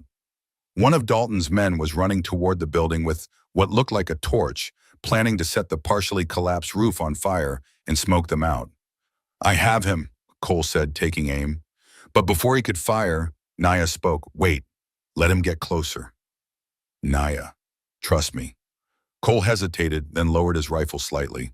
The man with the torch came closer, 20 yards, 15, close enough that Cole could see his face clearly in the firelight. "Now," Naya said. She stood suddenly, visible in the window, and the man with the torch paused, startled by her appearance. In that moment of hesitation, Cole fired. The bullet caught the man in the shoulder, spinning him around. The torch fell from his hands, landing in the dry brush 10 feet from the building. Fire caught immediately, spreading fast through the desiccated vegetation. "What was that?" Cole asked. "My grandmother told me that sometimes the best defense is to let your enemy make the mistake before you stop them. If he had thrown that torch, we would be burning. Now the fire is between us and them." Cole stared at her, impressed and slightly awed. The flames created a barrier on the east side, making approach from that direction difficult. But it also meant they had one less escape route. And the smoke was starting to drift into the building, making it hard to breathe. "We cannot stay here," Cole said, coughing. "My grandmother built an escape tunnel under the fireplace. It comes out behind those rocks, about 100 yards north." "Of course she did." They moved to the fireplace. Naya pushed aside loose stones at the base, revealing a dark opening barely wide enough for a person to crawl through. "You first," Cole said. "Together. At the same time. I go, you follow immediately. We do not separate." More gunfire from outside. The remaining attackers were getting bolder, realizing the building was becoming untenable with the fire spreading and smoke filling the interior. "Now, Batam," Naya said. She dropped into the tunnel, disappearing into darkness. Cole fired 3 more shots out the window to keep the attackers honest, then followed, pulling stones back over the entrance as best he could. The tunnel was narrow, dark, smelling of earth and time. Cole crawled forward, feeling his way, his rifle slung across his back, his wounded shoulder screaming with every movement. Ahead he could hear Naya moving, her breathing echoing in the confined space. The tunnel seemed to go on forever, pressing in from all sides, the air thick and close. Cole's fever made everything feel unreal, dreamlike, as if he might be crawling through his own grave. But Naya's presence ahead kept him moving, kept him focused. Then he saw light, faint, distant, but real. They emerged behind a tumble of rocks exactly where Naya had said they would, gasping for air, covered in dirt, but alive. Behind them they could hear Dalton's men shouting, realizing their targets had escaped. "Run," Cole said. They ran into the darkness, into the desert, leaving the burning homestead and the confused hunters behind.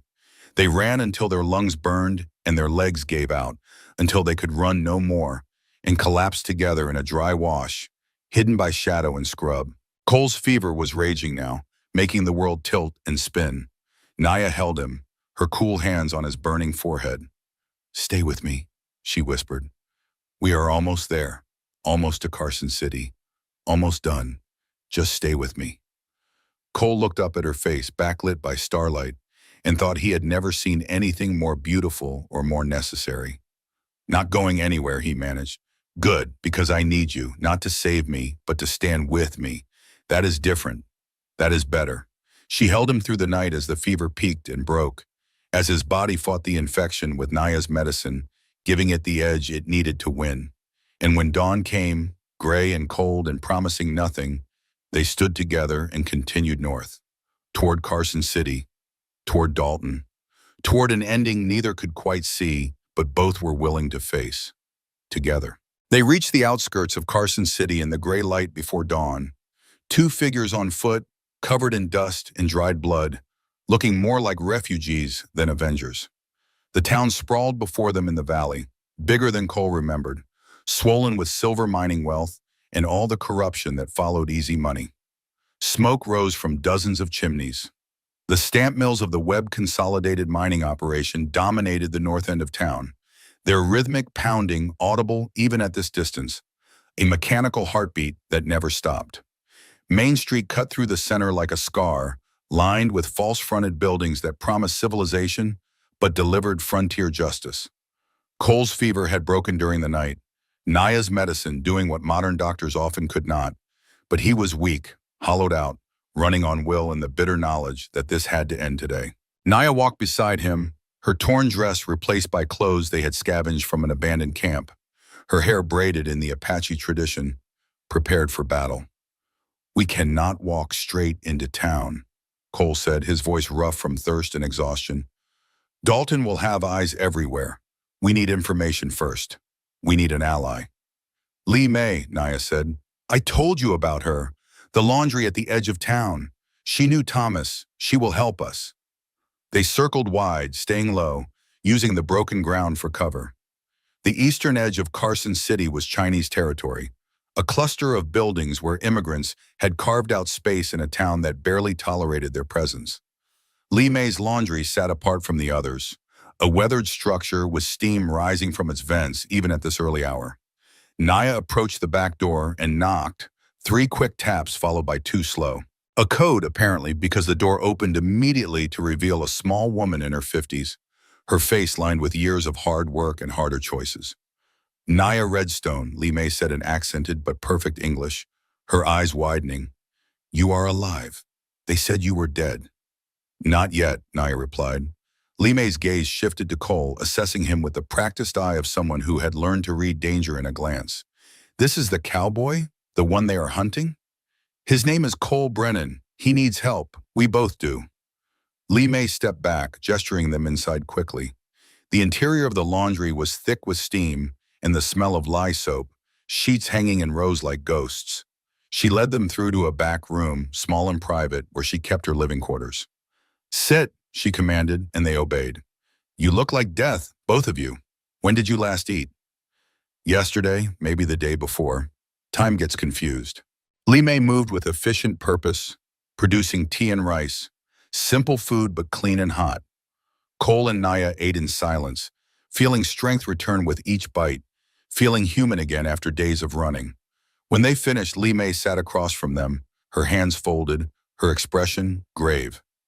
"Men came asking about you 2 weeks ago," she said. "They offered money for information. $500.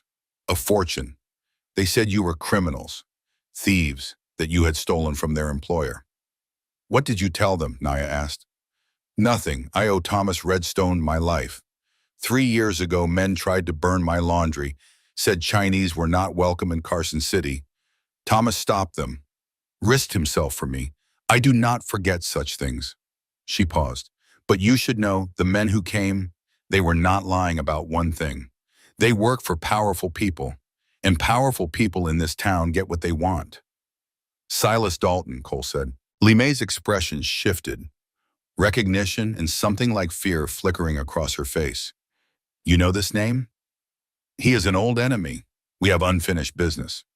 "Then you are in great danger. Dalton arrived yesterday, met with Horace Webb at the Grand Hotel. Webb owns the silver mine, owns the mayor, owns half the deputies. Together they control Carson City. Marshall Jackson is the only honest law, and he is one man against an empire." Cole and Naya exchanged glances. The situation was even worse than they had imagined. "Is Marshall Jackson alive?" Cole asked. "Yes, staying at the Grand Hotel, room 12. He has been investigating the Webb-Dalton connection for weeks, ever since Thomas Redstone brought him information about stolen gold. But he has no proof, no witnesses, and everyone is too afraid to talk." "We have proof," Naya said. "Thomas's journal, telegraph messages, evidence of murder and conspiracy." Lee May's eyes brightened with something that might have been hope. "Then you have a chance. But getting to the marshal will not be easy. Dalton's men watch the hotel. They watch everywhere. You walk in openly, you will never walk out." Naya leaned forward. "What if we do not sneak in? What if we walk in publicly? Force everything into the open where Dalton cannot act without witnesses?" Cole turned to look at Mir. That is suicide. No, that is justice. Tomorrow is Sunday. The town gathers for church, then a social at the Grand Hotel. All the respectable citizens will be there. If we walk in during the social, if we confront Dalton in front of everyone, he cannot just kill us, not without revealing what he is. Lee May nodded slowly. The girl is right. Public confrontation is your best chance. Dalton plays the role of legitimate businessman. He will not want to shatter that image in front of the town. Cole wanted to argue, wanted to find a safer way, but he knew there was not one. They had run out of time and options. This was the play they had. We need clean clothes, he said, information about the hotel layout, and we need to rest. I am no good to anyone if I collapse before the fight even starts. Lee May smiled, a rare expression that transformed her face. I have all of those things. You rest today. I will prepare. Tomorrow, we end this. Shea. Saturday night passed with agonizing slowness. Cole and Naya stayed hidden in Lee May's back room, sleeping in shifts, cleaning weapons, preparing for what Sunday would bring. Lee May brought them clothes that would allow them to blend with the church crowd, respectable and unremarkable. As darkness settled over Carson City, Naya sat beside Cole on the narrow cot that served as a bed, close enough that their shoulders touched. If this goes wrong, she began, but Cole shook his head. It will not. But if it does, I want you to know that these days with you, running and fighting and nearly dying, they have been the best days since Thomas died. You gave me back something I thought was lost forever. What? The belief that tomorrow could be worth seeing. Cole turned to face her, seeing in her eyes the same fragile hope he felt growing in his own chest. When this is over, he said carefully, when Dalton is dealt with and the marshal has what he needs, what will you do? I do not know. I have no home, no family. The band I belong to is scattered. Thomas's family never accepted me. I am alone. You are not alone. Naya met his gaze, understanding passing between them without words. Are you asking me something, Cole Brennan? I am saying that wherever I go after this, there is room for two. If you want it, no promises beyond honesty and effort, but it would be yours.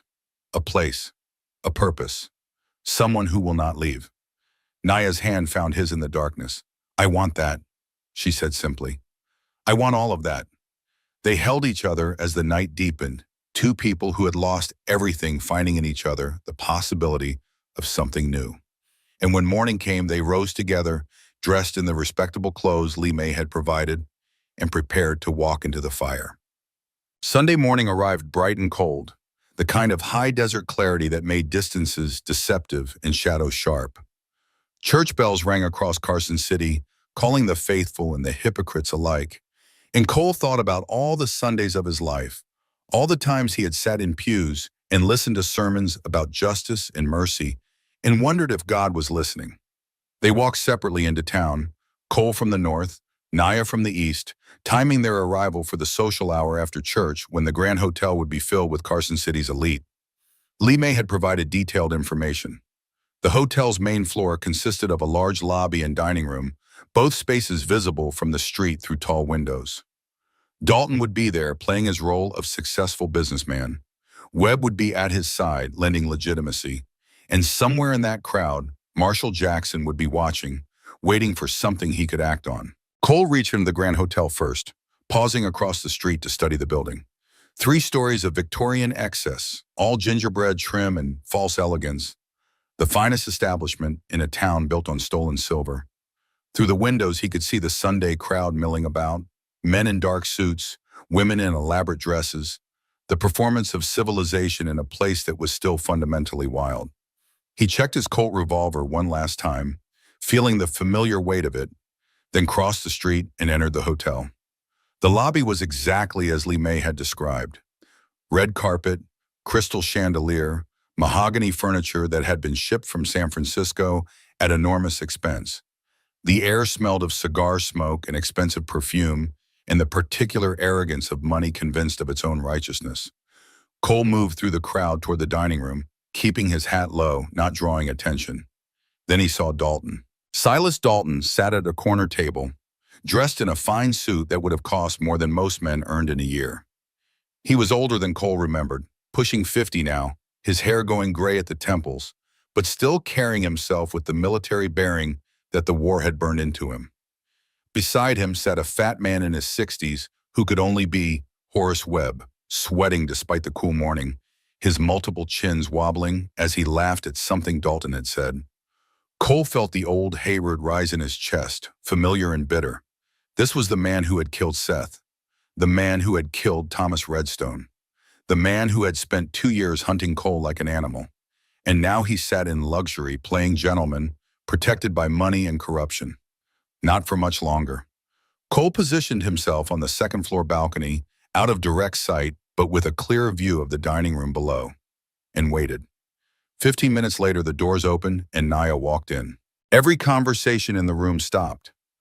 Heads turned, an Apache woman, dressed respectably but still visibly other, walking into the Grand Hotel during the Sunday social, was enough to shatter the pretense of civilization like a rock through glass. Naya walked directly to Dalton's table, her head high, her movements deliberate and certain.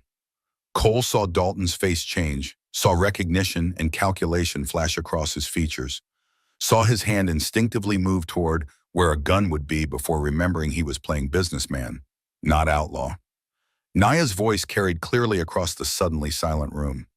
"Mr. Dalton, I believe you have been looking for me." Dalton recovered quickly, standing with false courtesy, a smile that never reached his eyes. "Ma'am, I believe there is some confusion. I do not know who you are. My name is Naya Redstone. My husband was Thomas Redstone, the man your people murdered 3 months ago." The room erupted in whispers. Webb tried to stand, his face going red, but Dalton held up a hand, silencing him. "That is quite an accusation," Dalton said smoothly. "Based on what evidence?" "Based on the evidence my husband gave to Marshal Jackson before he died. Based on the telegraph messages I recovered from your men. Based on the fact that you have been hunting me across Nevada to keep me from testifying." Marshal Jackson stood from a table near the back. Cole saw him for the first time, a tall man in his 50s, weathered but honest-faced, wearing his federal marshal's badge openly. "Mrs. Redstone," Jackson said, moving forward, "I have been looking for you. Your husband's report indicated knowledge of stolen Union Army gold. Can you corroborate his testimony?" "I can," Naya said, producing Thomas's journal from inside her dress. "And I have witnesses to multiple murders committed by men working for Silas Dalton." Dalton's mask cracked slightly, anger showing through. "Marshal, this woman is clearly disturbed. She and her accomplice have been fleeing justice for crimes committed in Nevada. I have documentation." "What accomplice?" Jackson asked, and Cole stepped out onto the balcony in full view of everyone below. "That would be me." 50 heads turned upward. Dalton's face went white, then red, pure hatred burning through whatever control he had maintained. "Cole Brennan," Dalton said, his voice shaking with barely contained rage. "I should have known." Cole descended the stairs slowly, his rifle in hand, but not raised, moving through the crowd that parted before him like water. "Hello, Silas. Been a while." Marshal Jackson looked between them, reading the history in their postures. "You two know each other?" "Know each other?" Dalton laughed, a harsh sound. "Brennan here destroyed my life, testified against me with lies, got me arrested, charged, humiliated, cost me everything I had built." "You were stealing," Cole said flatly. "Cattle rustling, intimidation, criminal enterprise." I reported the truth. Truth, your version. And it was all overturned. All of it. 3 months ago, a federal judge reviewed my case and cleared me of every charge. Corrupt sheriff, tainted evidence, false testimony. I am a free man, Brennan. Legally innocent. Everything you did to me was for nothing. The words hit Cole like a physical blow. He had known intellectually that Dalton had been cleared, but hearing it spoken aloud in front of witnesses made it real in a way it had not been before. "The charges were dropped," Cole said slowly, "but that does not mean you were innocent. In the eyes of the law, it means exactly that." Marshal Jackson stepped forward, his hand on his gun, but not drawing. "Mr. Brennan, is it true you testified against Mr. Dalton in a criminal trial?" "Yes." "And those charges were dismissed?" "Yes, but that has nothing to do with what happened to Seth Morrison or Thomas Redstone." or the dozen other people Dalton has killed to protect his operations. Dalton turned to the crowd, playing to them now, the wronged businessman defending his honor. You see what I have had to endure? This man, obsessed with revenge for imagined wrongs, has hunted me across 3 states, and now he brings this woman with her wild accusations, trying to destroy me again. Webb stood, adding his weight to Dalton's defense. Marshall Jackson, I can vouch for Mr. Dalton. He is a respected business associate. His mining interests are completely legitimate. Whatever this woman claims, it is clearly the product of grief and confusion. Jackson looked at Naya. Do you have proof of these accusations? Naya held up the journal and the telegraph messages. Thomas documented everything he saw, the gold cache location, the names of men involved, the Webb consolidated mining connection. It is all here. Dalton's composure finally shattered. He lunged for the journal, desperation overriding calculation. Give me that! Cole moved to intercept, and the Grand Hotel erupted into chaos.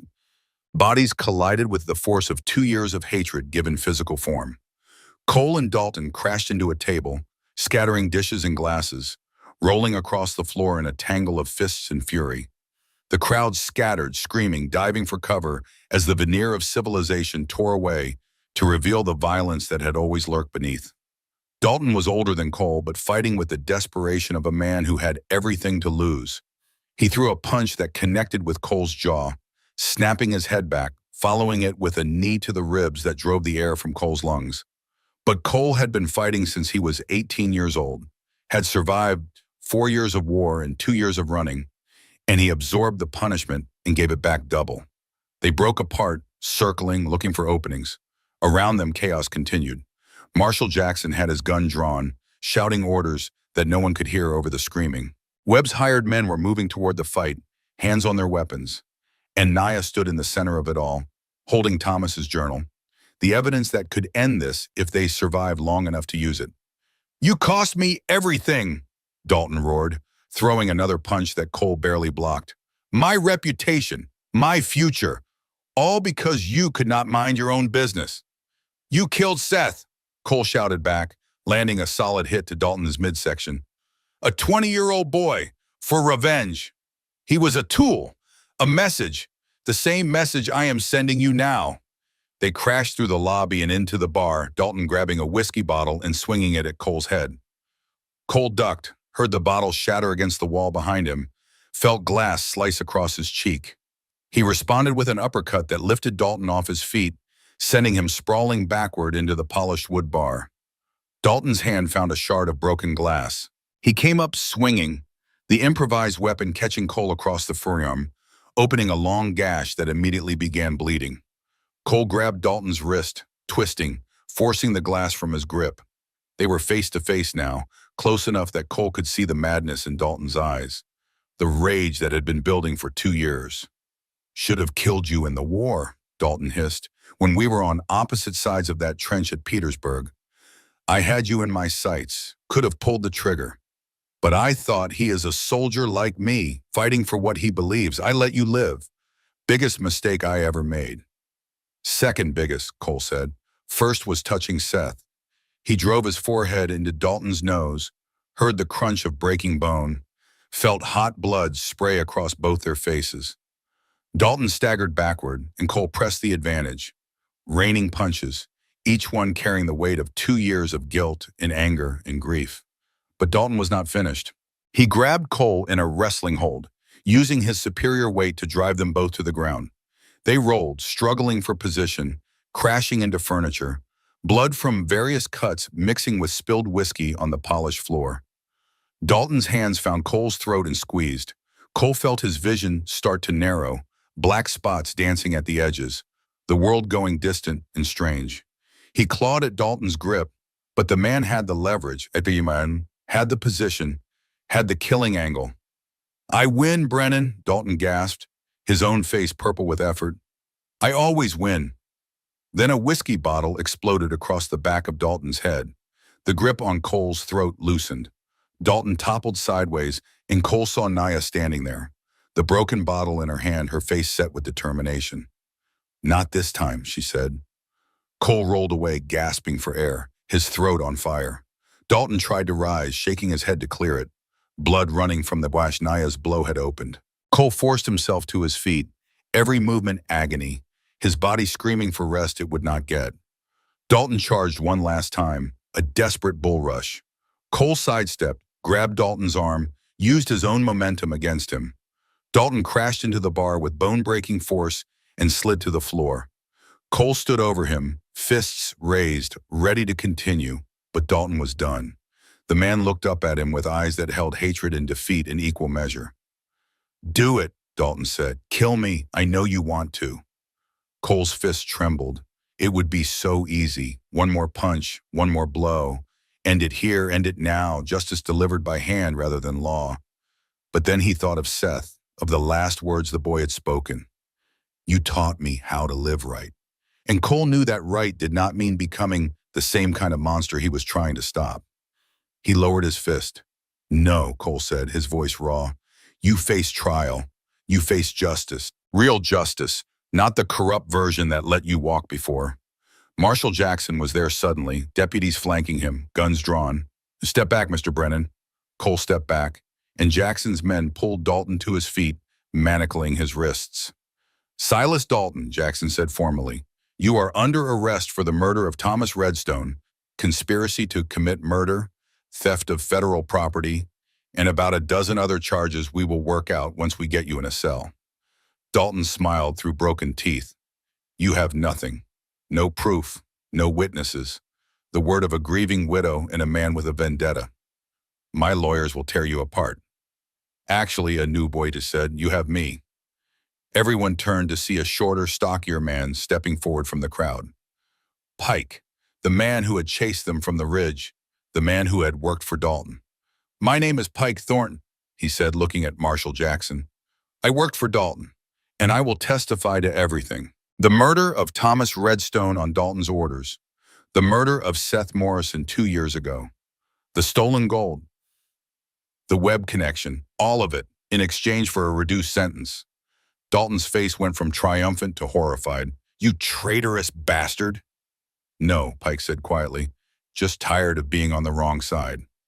Marshal Jackson nodded to his deputies. "Take them both, Dalton to the federal lockup, Pike to a separate cell, and someone arrest Horace Webb before he tries to run." The deputies moved with efficient purpose. Dalton was dragged away, shouting threats and promises of revenge that rang hollow in the aftermath of defeat.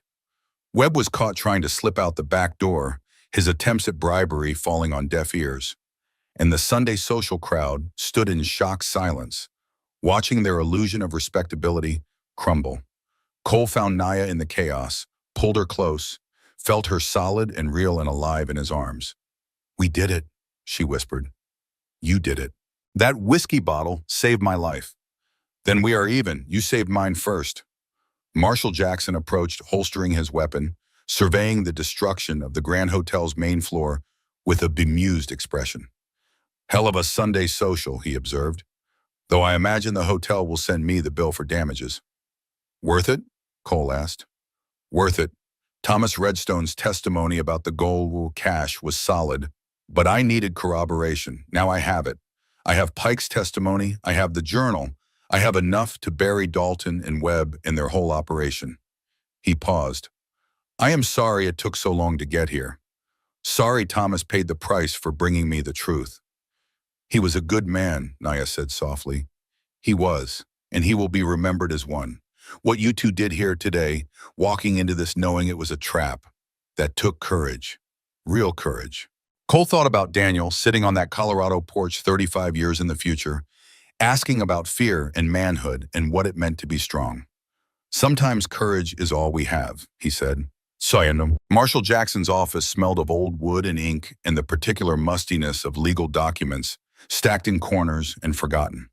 Cole and Naya sat across from his desk while he worked through the evening and into the night, taking statements, organizing evidence, building the case that would finally bring Silas Dalton to account. Pike Thornton sat in a separate room, talking to a federal prosecutor who had been summoned from Sacramento, his testimony flowing freely now that he had made the choice to turn. He detailed 2 years of crimes, named names, provided dates and locations. The stolen Union Army gold had been Dalton's retirement fund, hidden since the war ended. gradually being moved through Webb's mining operation and converted to legitimate wealth.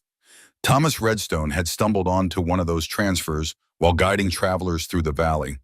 He had seen something he should not have seen, understood what it meant, and done the right thing. It had cost him his life, but it would not be in vain. Dalton sat in a cell silent now, his rage spent. He had asked for a lawyer, been told one was being sent from San Francisco, and settled in to wait. Whatever happened next, his days of freedom were over. Webb had tried everything: bribery, threats, appeals to business connections and political allies. But Marshall Jackson was federal authority, beyond the reach of local corruption, and he was not interested in bargains. As dawn approached, Jackson finally looked up from his paperwork. "I think we have it," he said, "enough to convict on multiple counts: murder, conspiracy, theft of federal property. Even if some charges do not stick, enough will. Dalton will hang. Webb will spend the rest of his life in prison." "How long?" Nisha asked. "Trial will take months to organize. Federal court, proper procedures, everything by the book, so there is no chance of another dismissal on technicalities. But the outcome is not in doubt. You two can go home. Live your lives. We will call you to testify when the time comes." Cole and Naya looked at each other, and Cole realized with a start that he did not know where home was anymore. The ranch was years behind him. The line shack was temporary. The desert was where he had run, not where he belonged. "There is a reward," Jackson continued, "for the recovery of the stolen gold. $50,000. Standard procedure is to offer 10% to informants. That is $5,000. Split between you, that is $2,500 each, enough to start over. Build something." The number hung in the air, enormous and impossible. More money than Cole had ever seen. "We do not want payment for doing the right thing," Naya said. "I understand, but the government says, think of it as compensation for what you lost, for what Thomas lost. Use it to build the life he would have wanted you to have." They accepted because refusing would have been foolish pride, and because the money represented possibility in a way that nothing else could. As they left the marshal's office, stepping into the early morning cool of Carson City, Naya took Cole's hand. "Where do we go now?" "I know a place," Cole said. "North of here. Colorado. Good land near Boulder. Water and timber. Space to breathe. We could build something there, if you want." "A home?" "A home, a life. Whatever we make it." Naya smiled, and Cole saw in her face the same cautious hope he felt growing in his own chest. "Then let us go build it." No. The land they found was exactly what Cole had promised. 160 acres under the Homestead Act, purchased with part of the reward money, tucked into a valley where the mountains met the plains. A creek ran through the eastern edge, clear and cold and reliable. Pine forest covered the slopes. The soil was good for growing, and the nearest town was far enough away to provide supplies without providing interference. They spent 3 months building. Cole used skills learned in the war and on the ranch, raising a log cabin that was simple but solid. 20 feet by 24 feet, with a stone fireplace and real glass windows and a porch that faced the sunrise. Naya planted a garden, using knowledge passed down from her grandmother, growing herbs and vegetables in neat rows. They bought 6 horses with the rest of the reward money, and Cole started a small business breaking and training them for sale to nearby ranches. It was not grand, it was not easy, but it was theirs. On a cool afternoon in late autumn, Marshall Jackson rode up to the homestead, dismounting with the stiffness of a man who had spent too many hours in the saddle. "Thought you would want to know," he said after accepting coffee and a seat on the porch. "Trial concluded last week. Dalton was convicted on all counts, sentenced to hang. Execution is scheduled for next month." Cole felt something settle in his chest, not satisfaction exactly, not joy, just the quiet knowledge that justice, imperfect as it was, had been served. "What about Webb?" 20 years federal prison. His mine has been seized, his assets frozen. The town is still recovering from the scandal. Jackson paused. "Pike Thornton testified like he promised, got a reduced sentence. 10 years. The prosecutor said without his testimony, convicting Dalton would have been much harder." "Sometimes people surprise you," Nia observed. "They do."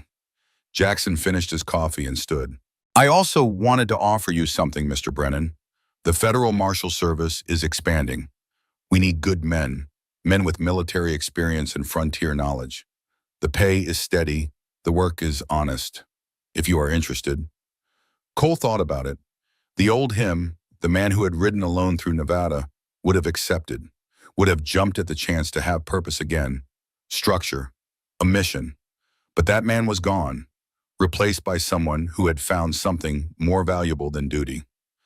Thank you, Marshal, but I think I am done chasing. I have got something here that's worth staying for. Jackson smiled, understanding. Cannot blame you. You have earned your peace. After the marshal rode away, Cole stood on the porch with Naya, watching the sun settle toward the mountains. Do you ever regret it? She asked. Stopping for me that day in the wash? Everything that came after? Cole thought about Seth, about the guilt he had carried for so long, about the way saving Naya had somehow allowed him to forgive himself for failing to save a boy who had been like a son. No, he said, not even once. Naya's hand moved to rest on her belly, a gesture Cole had noticed becoming more frequent over the past few weeks. He had not asked, waiting for her to tell him in her own time. I am pregnant, she said simply. The words hung between them, heavy with implication and promise. Are you sure? 3 months, maybe 4. The timing is uncertain, but the fact is not. Cole turned to her, seeing in her eyes both joy and fear, the terror of hoping for something that could be taken away. How do you feel about it? He asked. Terrified, hopeful, grateful, all of it at once. She looked at him. How do you feel? Cole thought about all the ways this could go wrong, all the dangers of bringing a child into a world that had already proven itself cruel and unpredictable. But he also thought about second chances, about building something that would outlast them both, about the possibility of doing it right this time. I feel ready, he said. They stood together as the sun set, painting the Colorado mountains in shades of gold and purple. And Cole felt something he had not felt in years. Unhappiness, exactly, but something close. Something like peace. Something like home. Behind them, the cabin they had built together stood solid against the coming winter. Around them, the land they had claimed stretched out in all directions, wild but welcoming. And ahead of them, a future they would write together. One day at a time. The desert was behind them now. The running was over. And what lay ahead was not perfect, not guaranteed, but it was theirs. 3 years passed. The cabin gained a small barn and a larger corral. The garden expanded to include an orchard. The horse breeding business grew steady and reliable.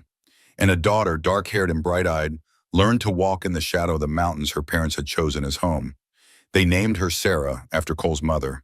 And watching her grow, watching Naya teach her the Apache ways while Cole taught her about horse and carpentry and the practical skills of frontier life, Cole understood finally what Seth had meant with his last words.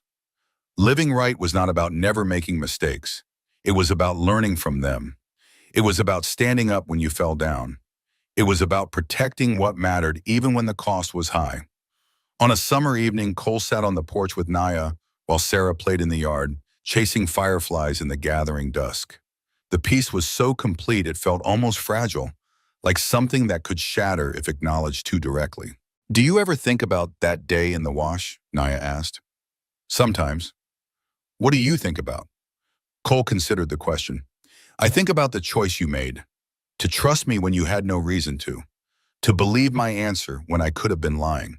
To walk into danger with me in Carson City when running would have been safer. Every good thing that came after started with that trust. And I think about your answer, Naya said. When I asked if you only wanted my body like the others, you said no, and you meant it. Everything that followed proved you meant it. It was the truth. I know, and that is why I am sitting here now, watching our daughter play, living in a home we built together, because you were the one man who gave the right answer. Cole reached for her hand, finding it in the darkness, feeling the familiar calluses and strength. I gave the only answer I could live with, he said. They sat in comfortable silence as full darkness settled and Sarah was called inside for bed.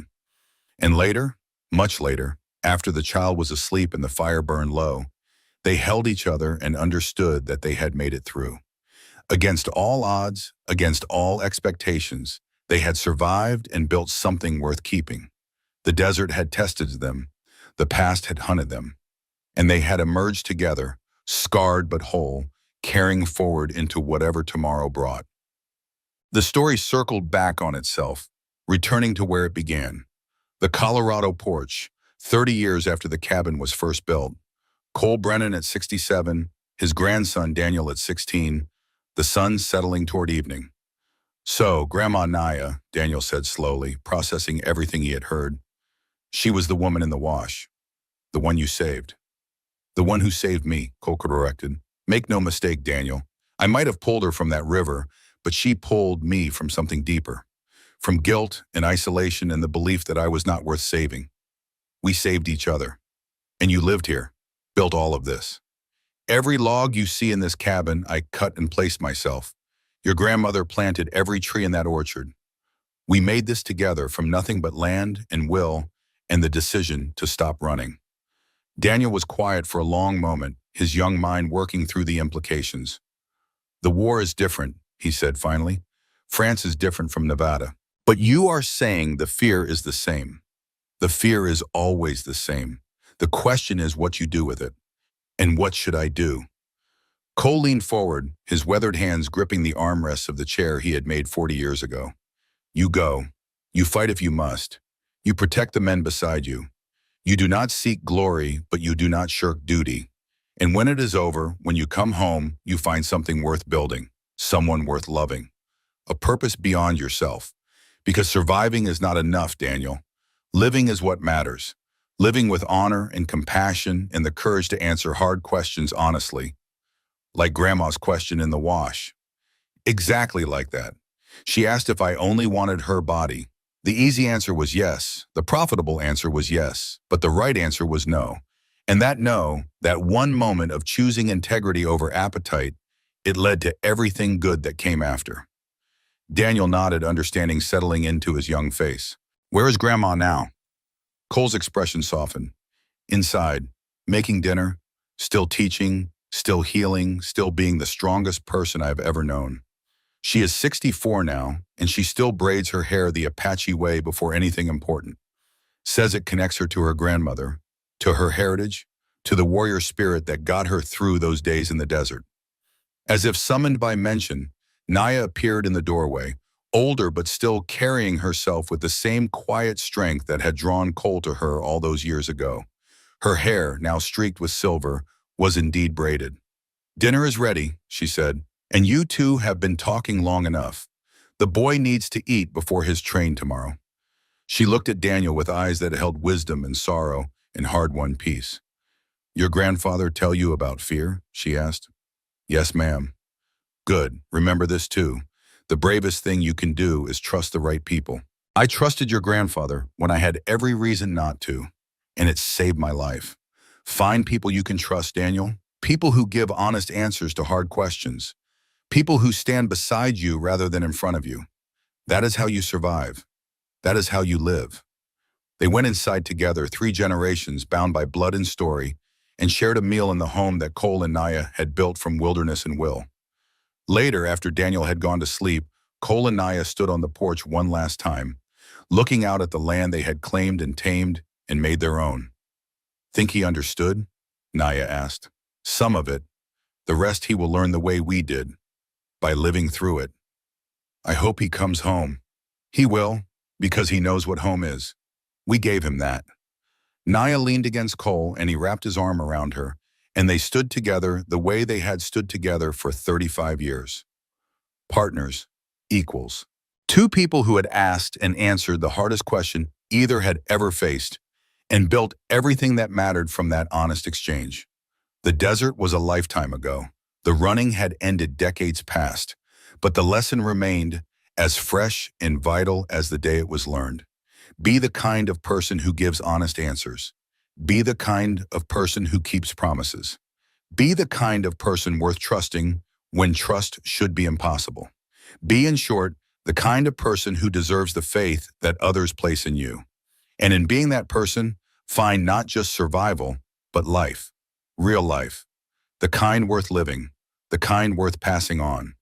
The stars emerged over Colorado, the same stars that had watched over a desperate woman in a Nevada wash and a guilt-ridden man who chose to stop. The same stars that had witnessed a confrontation in Carson City and a homestead rising from raw land. The same stars that would watch over Daniel in the trenches of France and guide him home when the fighting ended. Continuity, legacy, the long chain of choices and consequences that connected past to present to future. And at the center of it all, one simple question and one honest answer, proving that sometimes the smallest moments of integrity carry the weight of entire lives.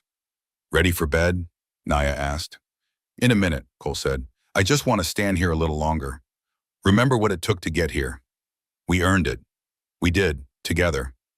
They stood until the cold drove them inside, until duty called them to sleep and tomorrow and all the tomorrows that stretched ahead. And when they finally went in, Cole took one last look at the land they had built their life upon, and he smiled. Not because it was perfect, but because it was real, because it was earned, because it was proof that even from the hardest questions and the longest hunts, something beautiful could grow. If you chose to answer honestly, if you chose to stand together, if you chose, despite everything, to build rather than destroy.